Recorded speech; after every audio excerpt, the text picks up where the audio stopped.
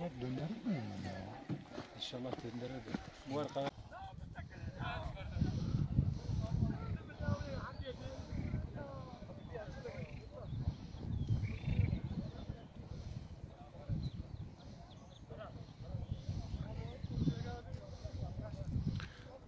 çok uzun zaman kalmamış nasıl?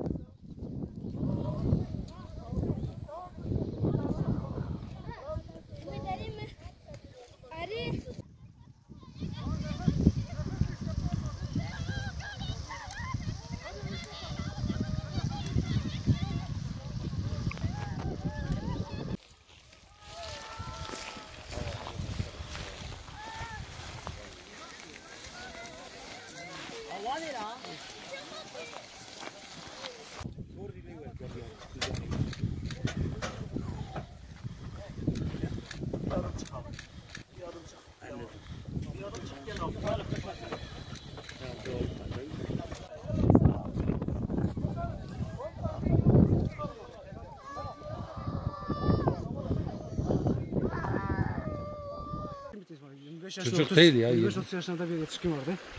Yani yardımcı yapabildiğimizi yaptık. Tek kişi miydi? Tek kişiydi. Tek kişiydi. Çıkardınız nasıl? Herhalde balık ağı dolanmıştı kendine. Şimdi bir de bulanık da 20 dakika yaklaşık uğraştık. Zor da bulabildik ancak yani. Elimizden geleni yaptık.